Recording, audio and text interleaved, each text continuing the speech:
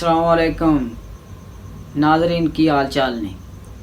असी छोटे छोटे व्लॉग बनाने। अज साडा दिल कीता है कि सुबह पाकिस्तान ते आस्ट्रेलिया दा मैच है, उनके बारे डोडे सारे भरावां दी राय लई जावे कि सुबह पाकिस्तान वास्ते मैच जितना कितना ज़रूरी है, आस्ट्रेलिया वास्ते कितना ज़रूरी है जितना, ते पाकिस्तान दी टीम दे विच केड़ियां केड़ियां चेंजिंगां होईयां ने, किहड़े प्लेयर बाहर गए ने ते किहड़े टीम दे विच इंटर होए ने, वो सारियां दोनों असी दसांगे। साडे नाल एंड तोड़ी तुसी जुड़े रहना। ते सुबह पाकिस्तान वास्ते मैच जितना ज़रूरी है, बहुत ही ज़रूरी है। क्यों पाकिस्तान पे आधा वैद एक मैच इंडिया तो हार चुके है, ते अगर सुबह पाकिस्तान आस्ट्रेलिया तो मैच हार जाता है तो पाकिस्तान वास्ते करो या मरो दा मकान हो जाना है।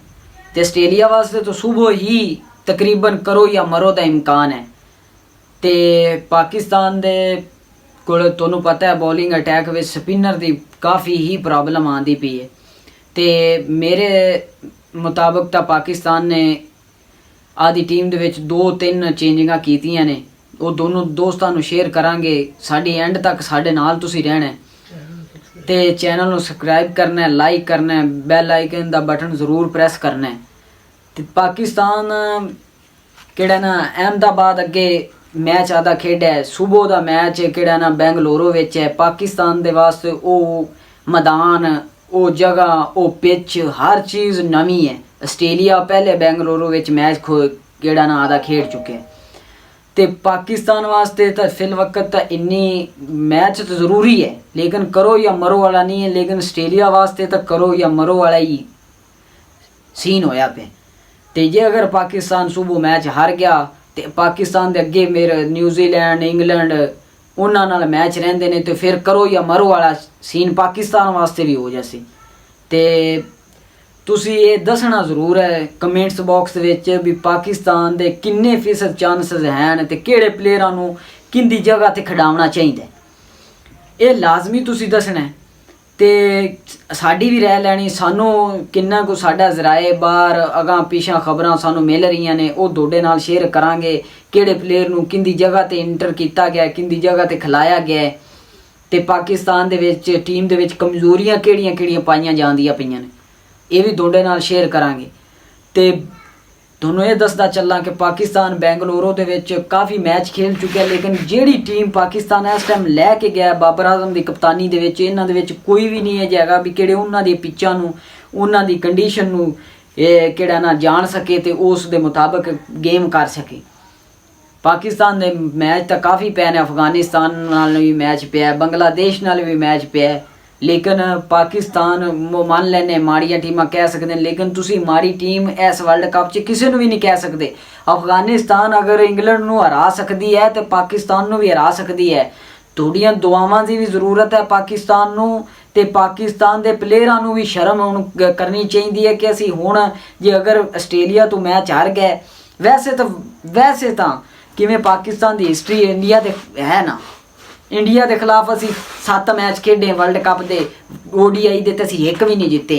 इवें ही आस्ट्रेलिया की सिचुएशन तो है, बस 1-2 मैच भावें जीते हुए। सैमीफाइनल डोडे T20 तुसी वेख्या होगा पिछला हैं, असी आसानी नाल लगदा सी जे असी एक मैच भी नहीं हरे तो आस्ट्रेलिया के सामने असी जत डिग्गी हो गए। तो तुसी सारी सिचुएशन डोडे सामने है। दुआवां की बड़ी ज़रूरत है। सुबह मसले सट लो, दुआवां करो, नफल पढ़ो, ताकि पाकिस्तान जित जाए, अगे आ जाए, सैमीफाइनल की दौड़ में बाहर ना हो सके।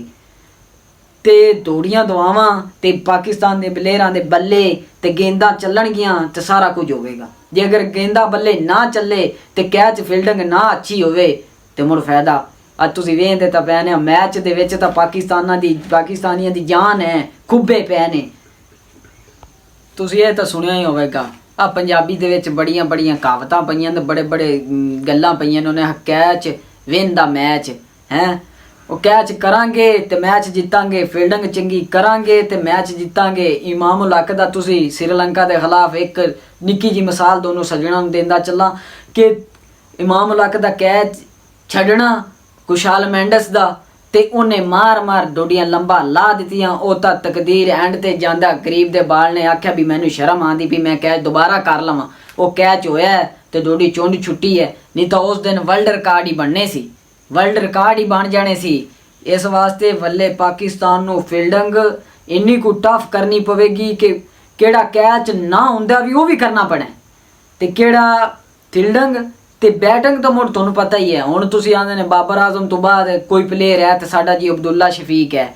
ਅਬਦੁੱਲਾ ਸ਼ਫੀਕ ਨੂੰ ਵੀ ਵੱਲੇ 100 ਕਰਨਾ ਚਾਹੀਦਾ, ਕਪਤਾਨ ਬਾਬਰ ਆਜ਼ਮ ਨੂੰ ਵੀ ਵੱਲੇ 100 ਕਰਨਾ ਚਾਹੀਦਾ।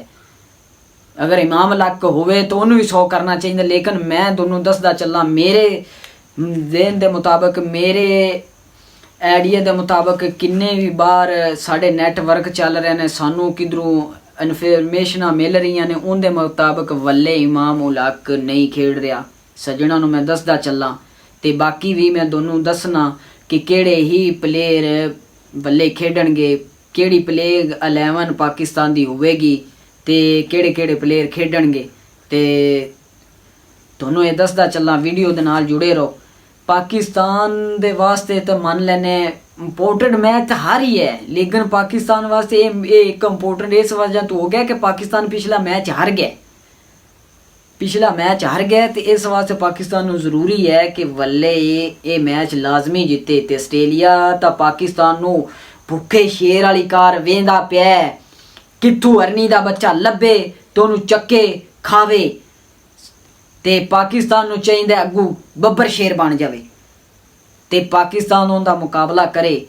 ਤੇ ਕਿਹੜੀ ਮਕਸਦ ਵਾਸਤੇ ਅਸੀਂ ਵੀਡੀਓ ਬਣਾਈ ਸੀ, ਉਹ ਸੀ ਪਾਕਿਸਤਾਨ ਦੀ ਪਲੇਇੰਗ 11 ਦੇ ਬਾਰੇ, ਪਹਿਲਾਂ ਪਾਕਿਸਤਾਨ ਦੀ ਟੀਮ ਦੇ ਬਾਰੇ ਕੀ ਚੇਂਜਿੰਗਾਂ ਹੋਈਆਂ ਨੇ, ਕਿਹੜੇ ਸਪਿਨਰ ਖੜਾਏ ਗਏ ਨੇ ਤੇ ਕਿਹੜੇ ਪਲੇਅਰ ਬੈਟਿੰਗ ਆਰਡਰ ਵਿੱਚ ਚੇਂਜਿੰਗ ਹੋਈਆਂ ਨੇ, ਉਹ ਤੁਹਾਡੇ ਨਾਲ ਸ਼ੇਅਰ ਕਰਦੇ ਜਾਈਏ।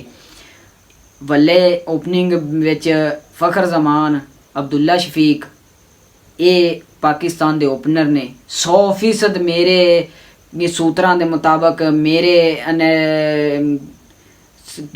ਇਨਫੋਰਮੇਸ਼ਨ ਦੇ ਮੁਤਾਬਕ 100% ਕਹਿ ਸਕਦੇ ਨੇ ਤੁਸੀਂ ਕਿ ਬਾਬਰ ਆ ਕਿਹੜਾ ਅਬਦੁੱਲਾ ਸ਼ਫੀਕ, ਫਖਰ ਜ਼ਮਾਨ ਓਪਨਿੰਗ, ਬਾਬਰ ਆਜ਼ਮ 1 डाउन, 4 डाउन मोहम्मद रिजवान, सऊद शकील, ਚਾਚਾ ਇਫਤਖਾਰ। ਵੱਲੇ ਚਾਚਾ ਸ਼ਰਮ ਕਰ ਲਵੀਂ, ਤੈਨੂੰ ਵੀ, ਤੇਰੇ ਵੀ ਅਸੀਂ ਛੱਕੇ ਵੇਖਣ ਤੋਂ ਤਰਸੇ ਪਏ, ਚਾਚਾ ਆਖਣ ਤੋਂ ਤਰਸੇ ਪਏ। ਉਸ ਤੋਂ ਬਾਅਦ ਤੁਹਾਨੂੰ ਇੱਕ ਹੋਰ ਦੱਸਦਾ ਚੱਲਾਂ, ਪਾਕਿਸਤਾਨ ਦੇ ਸਪਿਨਿੰਗ ਬੋਲਿੰਗ ਵਾਸਤੇ ਖੁਸ਼ਖਬਰੀ ਹੈ ਕਿ ਉਸਾਮਾ ਮੀਰ ਨੂੰ ਮੁਹੰਮਦ ਨਵਾਜ਼ ਦੀ ਜਗ੍ਹਾ ਤੇ ਲੈ ਲਿੱਤਾ ਗਿਆ ਹੈ। ਵੱਲੇ ਇਨਸ਼ਾਅੱਲਾ ਤੁਸੀਂ ਉਸਾਮਾ ਮੀਰ ਨੂੰ ਵੇਖੋਗੇ। ਫਖਰ ਜ਼ਮਾਨ ਦੇ ਫੈਨ, ਉਸਾਮਾ ਮੀਰ ਦੇ ਫੈਨ ਕਮੈਂਟਸ ਬਾਕਸ ਵਿੱਚ ਲਾਜ਼ਮੀ ਦੱਸਣਾ ਹੈ ਕਿ ਅਸੀਂ ਇਹਨਾਂ ਦੇ ਫੈਨ ਹੈ, ਸਾਨੂੰ ਪਤਾ ਲੱਗੇ, ਅਸੀਂ ਆਉਣ ਵਾਲੀ ਵੀਡੀਓ ਦੋਨੋਂ ਬਣਾ ਕੇ ਦੱਸੀਏ। ਤੇ ਉਸਾਮਾ ਮੀਰ ਨੂੰ ਕਿਹੜਾ ਨਾ ਮੁਹੰਮਦ ਨਵਾਜ਼ ਦੀ ਜਗ੍ਹਾ ਤੇ ਖੜਾਇਆ ਗਿਆ। ਤੇ ਬਾਕੀ ਫਾਸਟ ਬੋਲਿੰਗ ਦੇ ਵਿੱਚ ਹਾਰਿਸ ਰਊਫ, ਸ਼ਹੀਨ ਸ਼ਾਹ ਅਫਰੀਦੀ, ਹਸਨ ਅਲੀ, ਇਹ ਤਾਂ ਤੁਹਾਡੇ ਨਾਲ ਹੋਣਗੇ। ਤੇ ਆਸਟ੍ਰੇਲੀਆ ਦੀ ਪਲੇਇੰਗ 11 ਦੇ ਵਿੱਚ ਮੇਰੇ ਮੁਤਾਬਕ ਤਾਂ ਕਿਹੜਾ ਨਾ 1-2 ਚੇਂਜਿੰਗਾਂ ਦੇ ਇਮਕਾਨ ਹਨ, ਲੇਕਿਨ ਉਹ ਇੰਨੀ ਨਹੀਂ ਹਲਚਲ ਹੋਵੇਗੀ ਕਿ ਉਹਨਾਂ ਦਾ Steven Smith, David Warner, Shaun Marsh, ਮਿਥਨ ਮਾਰਸ਼, ਸ਼ੌਨ ਮਾਰਸ਼ ਜੋ ਵੀ ਹੈ, ਮਿਥਨ ਸਟਾਕ, ਸਭ ਬੋਲਰ ਉਹਨਾਂ ਦੇ ਡਟ ਕੇ ਵੱਲੇ ਉਹਨਾਂ ਨੇ ਆਪਦੀ ਉਹ ਪਲੇਇੰਗ 11 ਉਤਾਰਨੀ ਹੈ ਕਿ ਕਿੰਦੇ ਵਿੱਚ ਡੂ ਐਂਡ ਡਾਈ ਦਾ ਸਿਚੁਏਸ਼ਨ ਹੋਵੇ। ਤੇ ਸਾਡੇ ਨਾਲ ਜੁੜੇ ਰਹਿਣਾ। ਅਸੀਂ ਇਨਸ਼ਾਅੱਲਾ ਸਾਨੂੰ ਜਿਵੇਂ ਵੀ ਕੋਈ ਨਵੀਂ ਖਬਰ ਲੱਭਦੀ ਹੈ ਇਸ ਮੈਚ ਦੇ ਬਾਰੇ ਅਸੀਂ ਤੁਹਾਡੇ ਨਾਲ ਜਲਦੀ ਸ਼ੇਅਰ ਕਰਾਂਗੇ। ਇਹ ਨਾ ਸਮਝਣਾ ਕਿ ਮੈਂ ਸਵੇਰ ਸ਼ੇਅਰ ਹੋਵੇਗੀ, ਅਸੀਂ ਹੁਣੇ ਸਾਨੂੰ ਪਤਾ ਲੱਗਦਾ ਅਸੀਂ ਹੁਣੇ ਅਪਡੇਟ ਦੋਨੋਂ ਦੇਵਾਂਗੇ। ਸਾਡੀ ਵੀਡੀਓ ਨੂੰ ਵੇਖਣਾ, ਅਸੀਂ ਨਵੀਂ ਜੋ ਵੀ ਸਾਡੇ ਖਬਰ ਸਾਨੂੰ ਲੱਭਦੀ ਪਈ ਅਸੀਂ ਦੋਸਤਾਂ ਨਾਲ ਸ਼ੇਅਰ ਕਰਾਂਗੇ, ਲਾਜ਼ਮੀ ਸ਼ੇਅਰ ਕਰਾਂਗੇ। ਬੈਲ ਆਈਕਨ ਦਾ ਬਟਨ ਦਬਾਉਣਾ ਹੈ, ਮੇਰੇ ਚੈਨਲ ਨੂੰ ਸਬਸਕ੍ਰਾਈਬ ਕਰਨਾ ਹੈ, ਲਾਜ਼ਮੀ ਕਮੈਂਟਸ ਬਾਕਸ ਵਿੱਚ ਦੱਸਣਾ ਹੈ ਕਿ ਕਿਹੜੇ ਪਲੇਅਰ ਤੁਹਾਡੇ ਫੇਵਰੇਟ ਨੇ ਤੇ ਪਾਕਿਸਤਾਨ ਕਿੰਨੇ ਫੀਸਦ ਜਿੱਤੇਗਾ ਤੇ ਕਿੰਨੇ ਫੀਸਦ ਹਾਰਨ ਦੇ ਆਸਟ੍ਰੇਲੀਆ ਦੇ ਇਮਕਾਨ ਨੇ ਤੇ ਆਸਟ੍ਰੇਲੀਆ ਕਿੰਨੇ ਫੀਸਦ ਜਿੱਤਣਾ ਹੋਵੇਗਾ।